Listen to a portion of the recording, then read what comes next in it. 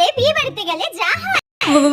উফ বাবা কি ঠান্ডা লাগছে, কেন যে মায়ের কথা শুনে আমি একটা চাদর নিয়ে আসলাম না, এখন তো ঠান্ডায় আমি পুরো জমে যাচ্ছি। এই রে, সবাই আমার দিকে কিভাবে তাকাচ্ছে, কিন্তু কি করব, আমার তো ঠান্ডায় পুরো হাত পা বরফ হয়ে যাচ্ছে। কত যুগ পর যাও বা একটা বিয়ে বাড়ি পেলাম, তাও আবার শীতকালে। না পারছি ঠিকমতো স্টাইল মারতে, আর না পারছি কাউকে বলতে যে আমি ঠান্ডায় পুরো জমে যাচ্ছি। কোথায় ভাবলাম বান্ধবীর বিয়েতে সেজে গুজে নেচে ফাটিয়ে দেবো, তা নয়, শীতে আমি এক কোনায় দাঁড়িয়ে আছি। এদেরও বলিহারি, শীতকালে তোরা কেন বিয়ে করিস, একটু আমাদের কথা ভেবে হালকা শীত হালকা গরমে বিয়ে করতে পারিস না? যাই তো কফি স্টলে গিয়ে একটু গরম গরম কফি নিয়ে আসি। হ্যাঁ, এই তো গরম গরম কফি নিয়ে চলে এসেছি।